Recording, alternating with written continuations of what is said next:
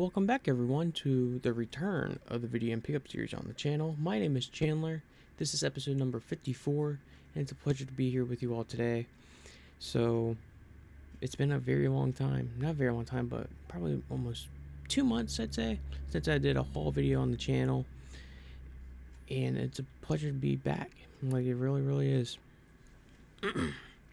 But, regardless, I'm going to keep this short and sweet, so I don't ramble on too long. But real quick, if you like the video and want more content like this, please be sure to like and subscribe to the channel, and like the video and hit the bell notification to keep up to date with everything video game related and news that I might have. But regardless, let's get into it. So I got 10 items, well 11 technically, but the 11th item is a power brick for my Sega 32X that I finally picked up for the first time, and I'm now able to finally play it again for the first time, which is pretty funny because I've had the thing for almost a year now. But regardless, I got 10 items ranging from the SNES, N64, Atari 2600, and the Master System. But yeah, let's get right into it. So yesterday I decided to go to the Antique Mall that is in Virginia Beach, which is like down the street from me, like 30 minutes. And this was my first pickup I did since February 24th of this past February. And I decided to, splurge a little bit. I haven't bought anything. I've been saving my money like a good noodle and whatnot. And then I decided to splurge too because I go to PAX East next month in 22 or 23 days in Boston, which I'm so excited about because it's the first year I'm ever going. I'm going with my two best friends. I'm so hyped for it.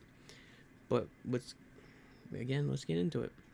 So first off, we're going to start off with a very nostalgic game for me because I never owned it until yesterday.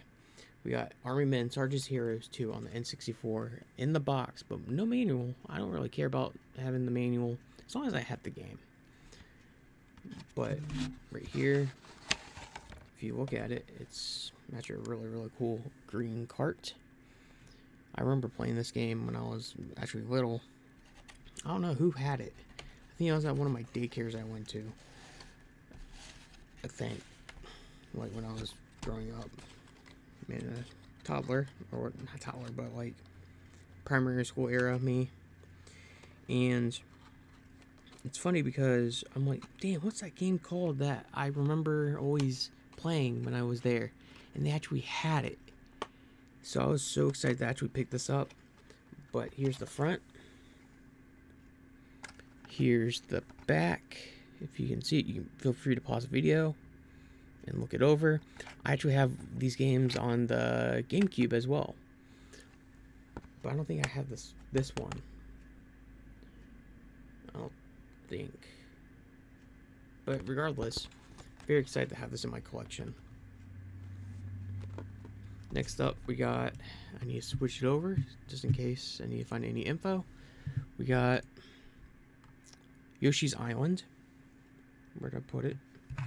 Sorry, I'm a little unorganized right now. I need to clean my room again.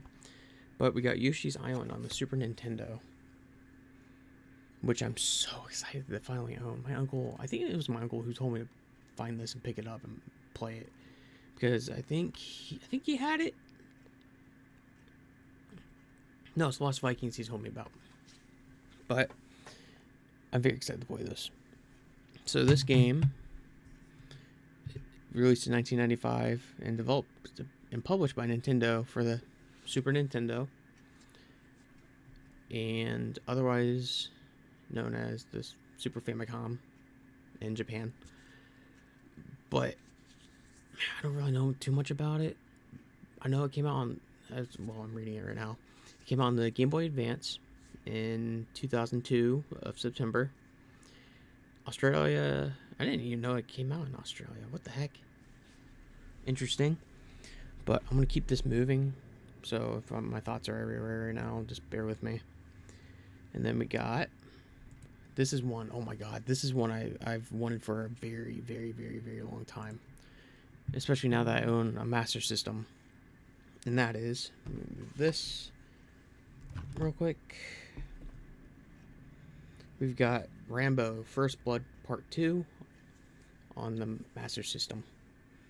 So happy about this one. It's a top-down shooter, as you can see right here in the pictures. Oh my god. And plus, this is my first in-box Master System game. So I'm very, very happy to have this one, too, in my collection. Because the boxes are just so cool. This is the graph design. This reminds me of graph paper that we used to use in, like, elementary school and, like, middle school and everything for, like, SOLs and stuff. So it's just a big nostalgia thing for me. Plus, I love the Rambo movies. My favorite one is actually Part 2. So, let me know what your favorite Rambo game is down below.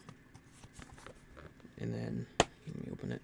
See, I like the, how it's like pretty much blank on the cart. That is just so simplistic to me, and I'm a big fan of it, if that makes sense. It's pretty cool, if you ask me. But here's, again, the back, if you want to pause it, if you can get a good shot of it. I'm sorry about all the sunlight coming in through my window. It looks like the grace of God has graced me with his presence. And then next up, we got Choplifter, which is, let me find it. I'm doing this because I don't really know much about these games, so bear with me again. So, Choplifter on the Master System. It's a military-themed scrolling shooter developed by Dan Gorlin for the Apple II and published by Broderbound 1982. It was ported to the Atari 8-bit computers the same year, and also to the VIC-20. Damn, I didn't even know it was on that. Commodore 64, 5200, released in February 1984, ColecoVision, MSX, and Thomson computers. In 1985, Sega released a remake as an arcade video game, with ports published for the Master System and Famicom in 1986. Graphically enhanced for versions of the Atari 8-bit computers in 7800 and were also released in 1988 by the Atari Corporation. I didn't know it came out. I really didn't know it even came out on the 7800. That's news to me. But yeah, if you never, I played this a little bit yesterday, and I had such a blast playing it. If you never played this game, check it out. And then next up, we got G.I. Joe Cobra Strike. So this game, and everything G.I. Joe related is right up my alley, because when I was growing up, actually I still am, don't get me wrong, I still am, I had so many G.I. Joes. I got them from my uncle when I was little, because they were his, and then every time I went to like Toys R Us, Walmart, Target, I would always get G.I. Joes. I miss G.I. Joes so much. I don't even know if they still make them, like how they used to back in the early 2000s. But we got G.I. Joe Cobra Strike on the Atari 2600. I didn't know this was even on the 2600. I know it was on the NES, and I think it's a totally different port, but I can't remember off the top of my head.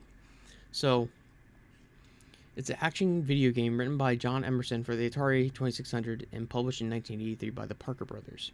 Keep that in mind. The game is loosely based on the G.I. Joe franchise and is the first licensed G.I. Joe video game. Oh, okay, so this one came out first, I think before the NES. That makes sense.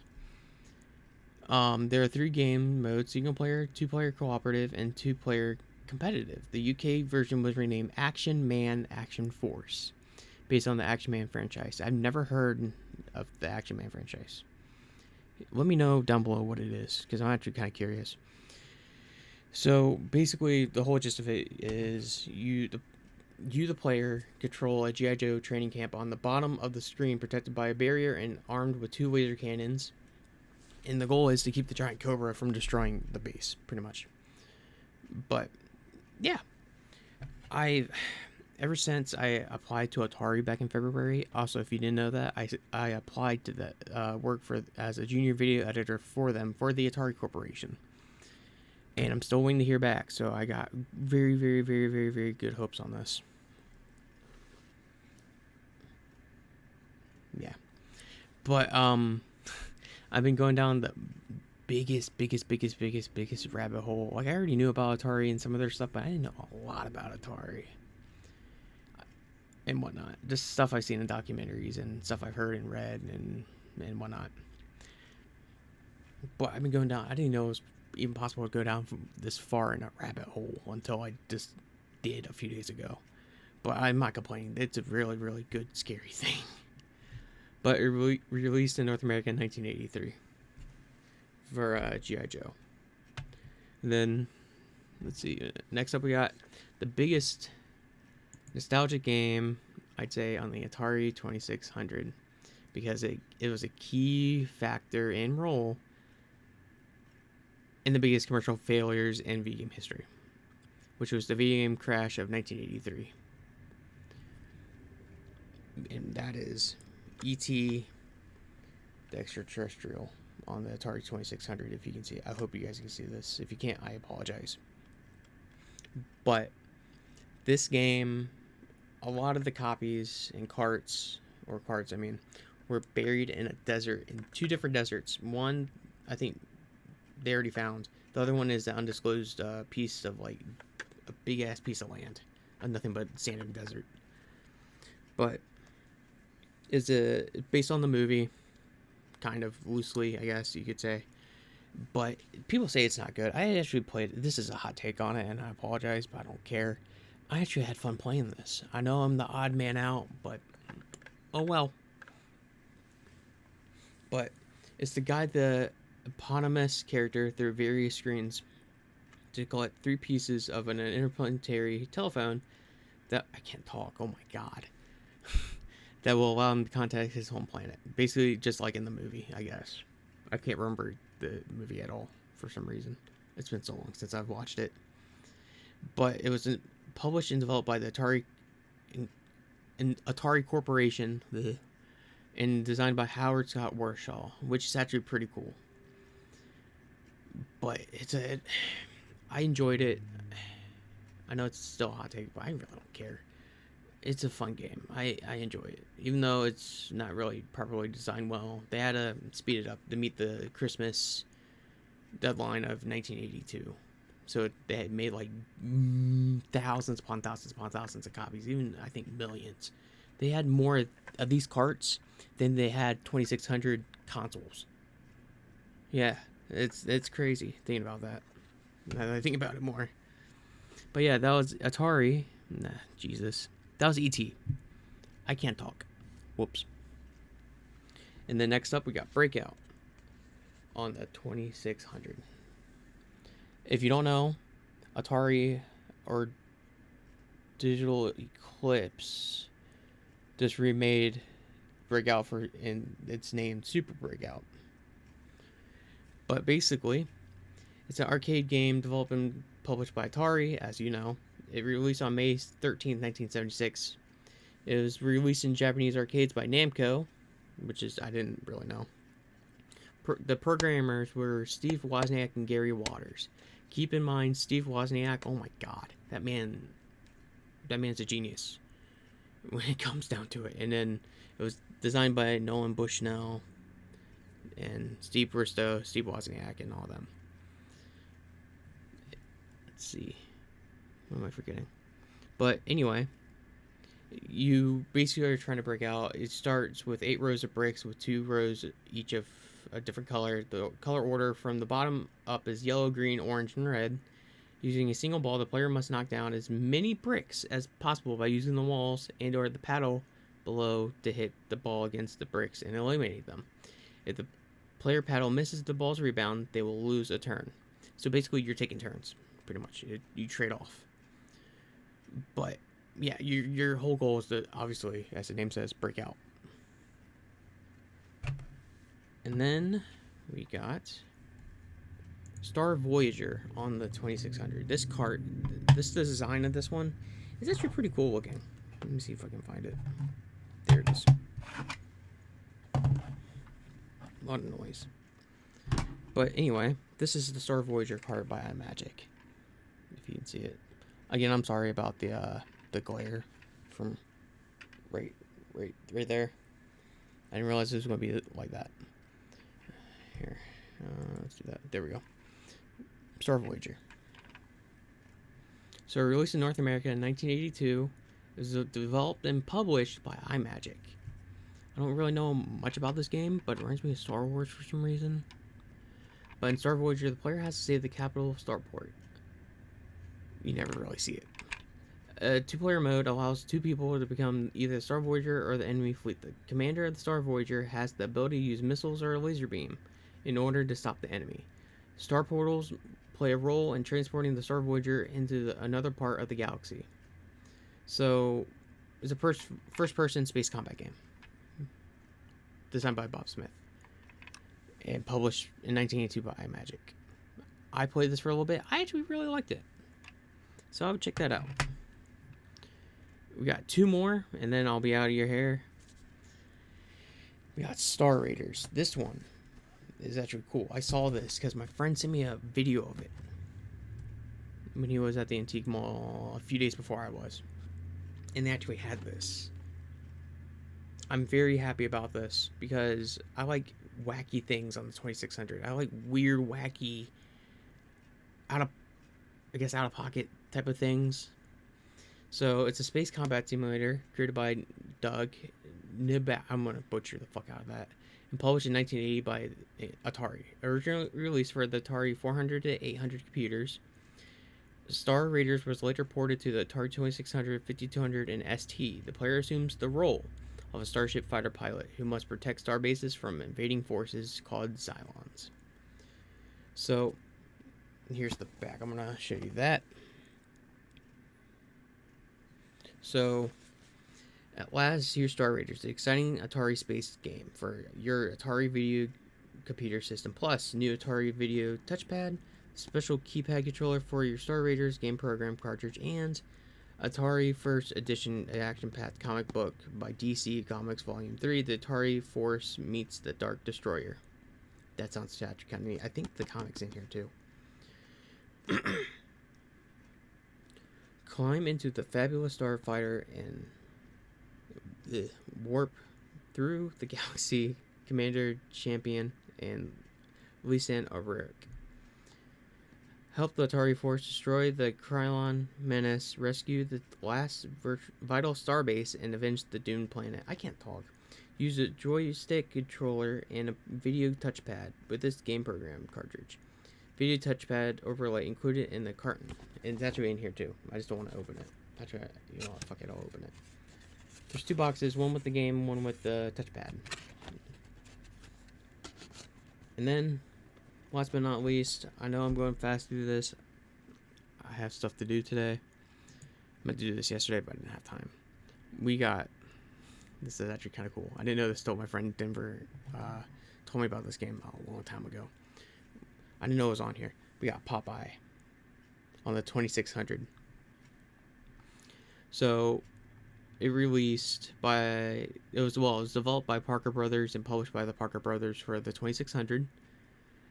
It's a third-party game, obviously. It released in 1983 and is an action game, I guess you could say. So, the player takes the role of Popeye, attempting to win Olive Oil's affection by collecting tokens of her love as she drops them from the top of the screen. To progress to the next level, the player, you, must collect the required number of tokens while avoiding various obstacles. Brutus, who is wandering around the screen, is constantly trying to catch Popeye. Collecting a can of spinach will temporarily knock Brutus out, but if the player fails to do so, Brutus will knock you, the player, out instead. So, this is actually a really interesting game. I haven't played this one yet because I had to go to work after I got home, but so I was only able to play a few of them. But I'm actually very excited to have all this in my collection. And then the other thing I got was my 32X power cord, which is the Genesis Model 2 power cord, and you can use it for both. But I need to actually get my 32X fixed because it's only showing the blue of the RGB color palette. So I think one of the wires is messed up. So I need to get that repaired. But regardless, I hope everyone's having a fantastic day.